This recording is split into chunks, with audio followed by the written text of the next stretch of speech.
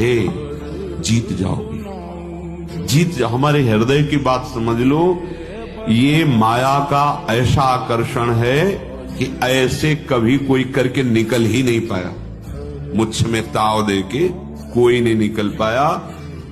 हृदय की बात है, मैं नीच हूं, पामर हूं, नहीं विषयों पर विजय प्राप्त कर सकता, पर हे प्रभु, जब इन्हें नहीं छोड़ सकता तो आपको भी नहीं छोड़ सकता। हमारा स्वभाव है पकड़ना।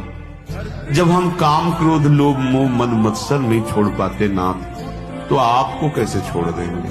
नहीं। तो जब ये नहीं छोड़ सकते तो हम आपको भी नहीं छोड़ सकते। ये जीत जाओगे। कोई भी तुम्हारी दुर्गति करने में समर्थ नहीं। और इतना आ गया तो तुम महात्मा बन जाओगे, सब छूट जाएगा, सब छूट जाएगा। क्योंकि जैसे जैसे ज्ञान का प्रकाश होगा, अज्ञान नष्ट होता चला जाएगा।